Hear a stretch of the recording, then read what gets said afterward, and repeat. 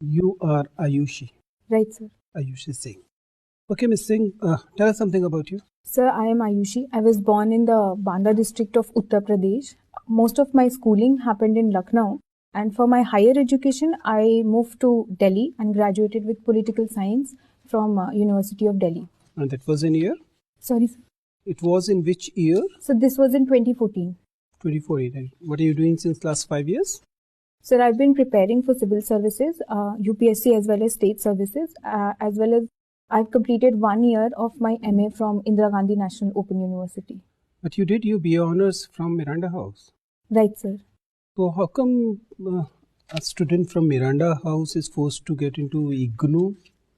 Why didn't you complete your Masters from some regular college, if not Miranda House, then somewhere else? Sir, I wanted to give my best focus to civil services, and I thought that my best effort could come out only when I dedicate better part of my time to civil services. Which attempt is it? This is the 4th attempt, sir. Isn't it too much? A bright student like you should have been able to judge her potential within 1 or 2 attempts. I mean, obviously, you're entitled to have as many attempts as legally possible, but shouldn't it be? Shouldn't have you applied a better personal judgment that okay, enough is enough now? Sir, I am sitting here getting to interact with such an esteemed panel. So I do not think I regret my decision. Definitely, there is the point that I could have succeeded earlier. But my journey so far has helped me grow as an individual in terms of personality as well as knowledge. So you have my best wishes, but in case you do not complete your, you somehow are not able to pass this examination, what is your fallback option? Sir, I will complete my MA and I will apply for NET and look into teaching opportunities. Okay. You're basically from Lucknow. Right, sir. If I want you to give me 3 identity markers of Lucknow that you believe best describe Lucknow, what will these be? So first would be the chicken curry, that is the mark of Lucknow. Second would be the Imamwada, which is a very iconic architectural heritage. And the last would be the Lucknow Metro, which represents the modern facet of my city. Okay, and if we look at the polity of Uttar Pradesh nowadays, there are several interesting changes in the political arena, especially after this SP-BSP alliance. Do you believe that it's going to have real impact on 2019 election, or it will not have much of a difference? Sir, I think it is part of evolving political dynamics that parties align and change or so to say morph their political calculations. In my opinion, certainly it will have some impact on the outcome, but it is for the people of Uttar Pradesh and India at large to decide to what extent or how large. You studied political science. Political science is your optional subject. As an analyst, you must be having some feel that it's going to work or it's not going to work. Sir, I think the effectiveness would depend on the manifesto and the effectiveness of the vision which this alliance manages to project to the people of Uttar Pradesh. And as I understand, it is still developing. The major part of the campaigning is yet to happen. So in my opinion, it is kind of too early to comment on the situation. Ayushi, you studied from Miranda House. It's a strange name for a modern day college. Why should a college be called Miranda House? Sir, Miranda House was named by Mr. Maurice Guire, and he was inspired by the character of Miranda in Shakespeare's very famous 17th century play called Tempest, as well as it is believed his own daughter was also called Miranda. So these two things inspired him. Why should universities, centrally funded Central University should be carrying a name of Maurice Guire's daughter as a premier college name? Sir, I believe many daughters of this nation are still waiting to be recognized.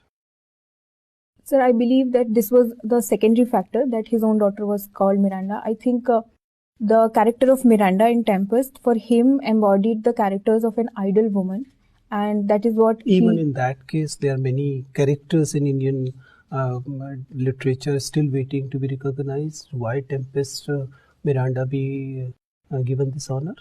Surely, sir, there are many legitimate and eligible names which we could find, but the college is now a brand and an icon, and the name has a part in it, and it shapes the identity of the college. Can you then reflect the same logic? Why Ayodhya and why Prayagraj be named the way they are named now? Sir, in a democracy and in our political structure, it is the prerogative of the executive to decide on these matters. However, I would say that it would have been more desirable had there been some sort of opinion poll or something to represent the demand at the popular level to change to change the name. And I think the present name also reflects the heritage and history of the place because it represents the spiritual heritage of the place better. So in that Thank way, you. Thank you, sir. Ayushi, Yes, sir. what is INS Vikrant? So can I take some time to click? Sure. Sir, as far as my memory goes, it is, sir, I'm not sure, I'm sorry. Okay. Any naval vessel or ship, in a recent current affairs that was in news, or anything that you know about naval vessel or ship? Sir, I am aware about the Scorpion submarine. Scorpion submarine. Right. Scorpion, that means Calvary class, right? Calvary. I'm not sure. Scorpion is French edition Yes. and Calvary is Indian edition. There is a very strange, or let's say not strange, but there is a rule in Navy that whenever a submarine or a naval vessel need to be inducted, then only a female can do that. Male are not allowed. So kind of opening ceremony is done by the female. Is it okay? Doesn't it look gender biased? Sir, I think more than gender biased, it shows the gender inclusive nature of the Navy. And also, I think there is some element of faith and belief that women are said to represent lady luck. So maybe that is also a factor which leads them to have women to inaugurate. Okay, coming to that line, and when the Sabrimala verdict comes, then the women are allowed into that, right? So why can't we leave that? One temple creating a lot of problem, hurting sentiment of millions of people. There is many temples all around where women are allowed. Sir, I believe it is upon the women who have an ardent desire to visit the temple to make that decision. And as the court has underlined, it is part of their fundamental right under Article 25 to visit and the temple if they so desire. So I think it is a decision these women can best make for themselves. But then hurting the religious sentiment is also not good. Millions of people, the stakes are there. Right, sir. So perhaps the best way forward is to take the way of persuasion and gradually bringing this change and allowing the temple board to have the feeling that they are also a stakeholder and this decision is not being imposed on them. And sir, I believe that this change will come slowly but surely. Okay. What is COP24? You've come across that? I haven't, sir. I'm sorry. Conference of Parties? Okay, sir. So I'm sorry. I heard UP24.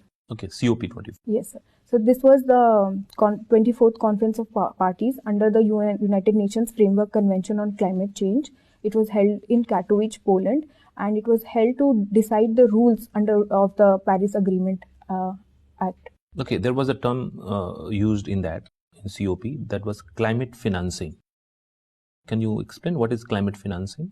Sir, I think it pertained to clause 6 of the agreement, and it was basically about the developed countries helping the developing countries finance the cost of adaptation and mitigation for climate change. You have studied political science and international relationship, right? Right. India has no first use policy. What is the advantage of having such policy? Why should we wait for a nuclear attack and then in retaliation we should attack other country? Sir, I think the advantage of such a policy was visible in the kind of nuclear reception India has received, whether it be the NSG waiver or Japan making a civilian nuclear treaty with India. NSG waived off? Is India part of NSG? No, sir. So, but I meant the 2008 NSG waiver which India received on a unanimous basis from all the members of NSG. Okay, fine. Ayushi. Yes, Ayushi,